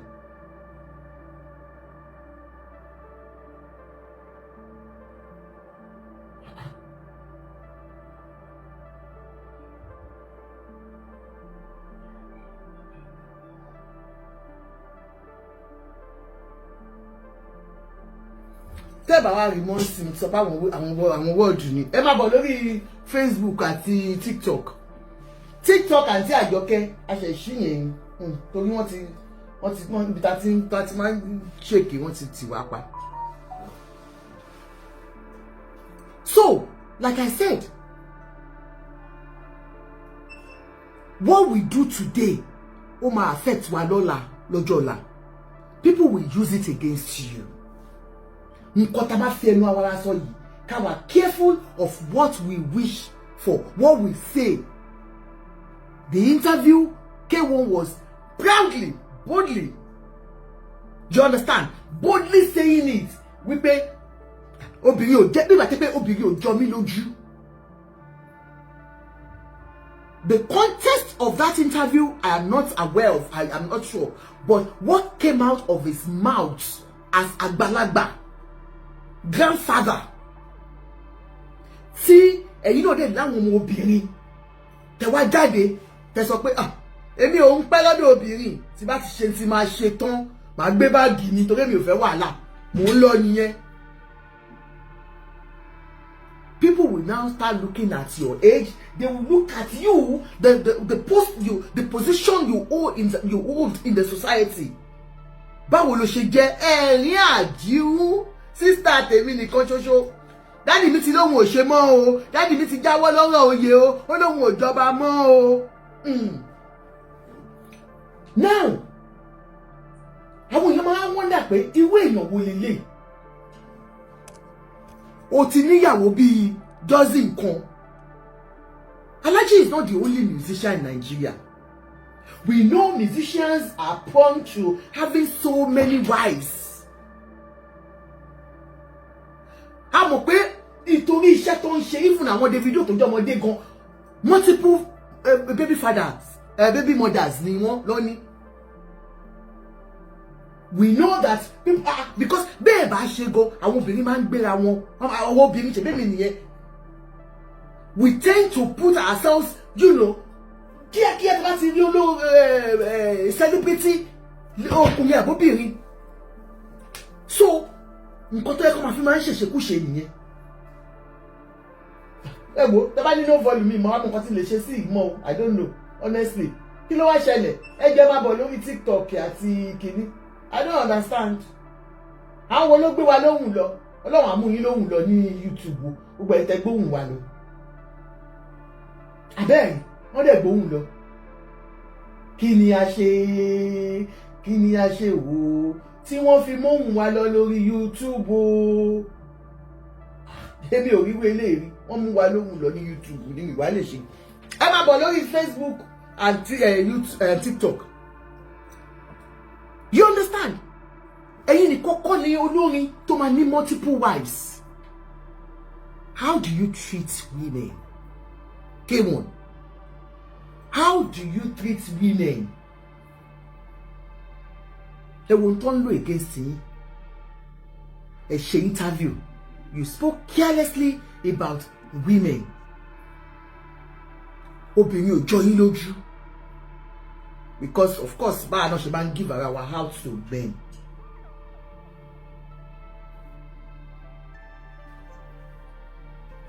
My dear, I don't understand though. I don't understand. I do not understand any of this. Obìnrin ò jọ yín lójú. Òun ló ń lò fún yín sìn. How can irú àwọn Pasuma gan bó ṣe jẹ́ ọmọdé tó sí yín kò jáde rí? He respects all his baby mamas. Mo máa ń rí Pasuma bó ṣe ní màmá ẹ̀ ni ò jẹ́ kó níyàwó lé. Ẹ bá wọn tí gbogbo rúmọ̀ tá máa ń gbọ́ ńgbà yẹn wọ́n ní ìyá ò jẹ́ kó níyàwó lé kíníkan ìyá ẹ̀ ló ṣe báyìí ìyá ẹ̀ dẹ̀ ti kú. With that, you will always see the respect he gives to his. When you are. I am not gbẹgbẹgbẹ so what is wrong with you me motion tó bá fóònù yìí. You will never see him disrespect any woman. That sounds like a pain. Orí ẹ̀ ò dá.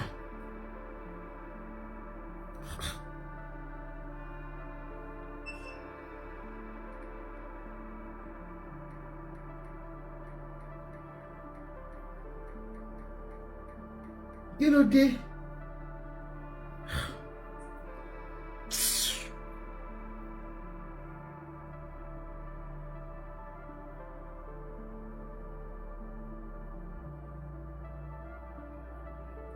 I don't understand. Ẹ má bínú jàre, you know, really, ó wà frustrating, honestly.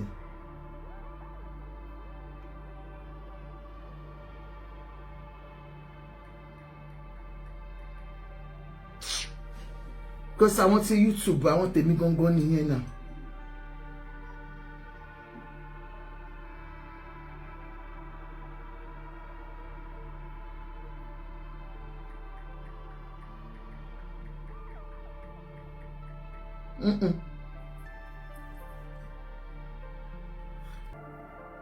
Wàláì, ayé ṣe fóònù yìí. Báwo ló ṣe ń pa fóònù yìí gan-an? Actually, I don't have a physical phone. Orí ẹ̀ ò pè, tá ń bí ẹ̀rí physical phone lọ́wọ́.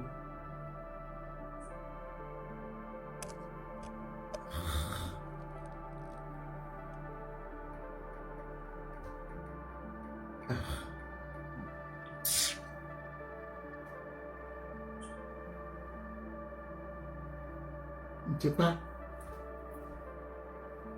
a rí bí gbogbo wọn pátápátá bó ṣe máa ń treat obìnrin. But in your own case, daddy mi, it's like wọ́n jẹ́ nǹkankan fún yín. And man wò pé maybe you are coming from a place of pain. Childhood trauma man fa follow me. That when they get married, they can never love. Because they never enjoyed love when they were young. And I do tell you, that's why I always preach against, abuse. Once you know that you are going through any form of abuse at home, as a woman, do not let your children grow up in that environment. They will grow up as broken adults. So, when a man sees women as objects, Frank talked this morning. Because you withdrawing from that race means that I don't want you to look at it as being defeated, though, Daddy. But does it mean that you don't have any evidence to show that you are part of that family? Kì í ṣọmọ ẹbí yẹn ṣe parọ́ ni lóòótọ́ gẹ́gẹ́ bí Bíbélì sọ pé parọ́. Ṣóòótọ́ lẹ parọ́.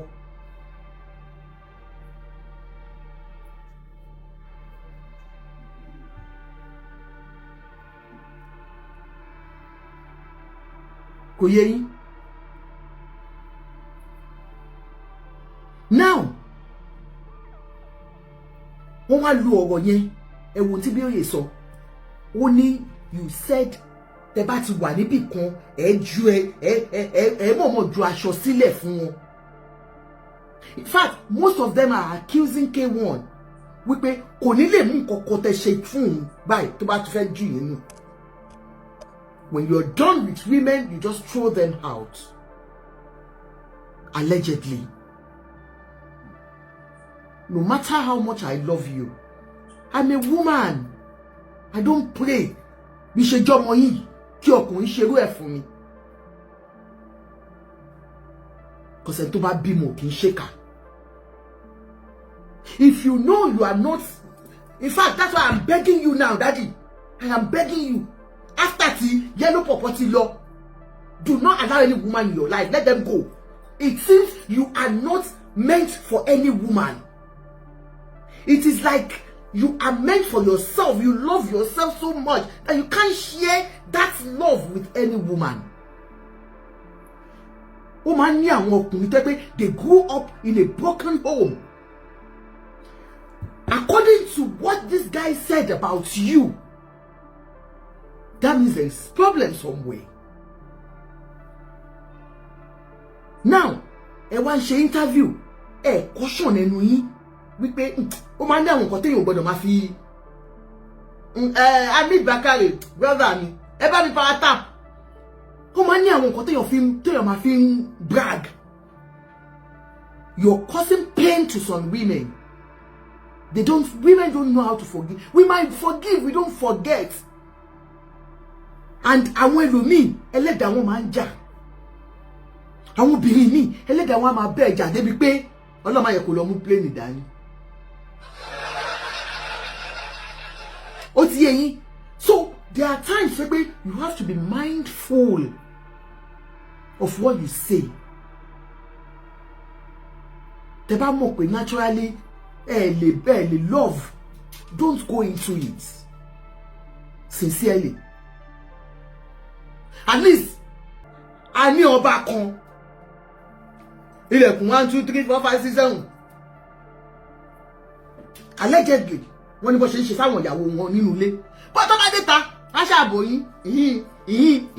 Bí mi ò tiẹ̀ ro kódó fún wọn yìí à. But if it is this one that's so difficult to even love any woman, please don't even venture into it again. And most of you women, àti sọ fún yín, 18 dùn yín, another victim will come. Nígbà tí àbúrò ẹ̀rí àjíǹ tó gbọ́ eléyìí, ó gbọ́ interview yẹn o, ó tún máa rí ìyẹn yellow pọ̀pọ̀, táwọn lọ Mẹ́kà tó ṣí scarf kúrò lórí, Alájà Belkis, ó gbọ́. Bọ́lájí Femi Basiaye, when K1 was to marry Emanuela, he said it. Only you don't need this. If you are to marry her, you don't have to chase the woman at home away. God has blessed you. Only found me. But you decided to chase that one away and marry another one. And I say you that you cannot even control 2 women at a time. Maybe you don't know how to love 2 women at the same time. But the way you show them so much love, òun lè ṣe rí pé àwọn èèyàn máa ń complain pé kí ló ṣe K1 tó ń hùwà báyìí. Òun ni bí òye mú dání yìí. K1, I don't want you to see this one as bí wà tẹ́ pé wọ́n attack yín. Ẹ mú ọgbọ́n kankan lọ́wọ́ ọmọ kékeré tó ń bá yín sọ̀rọ̀.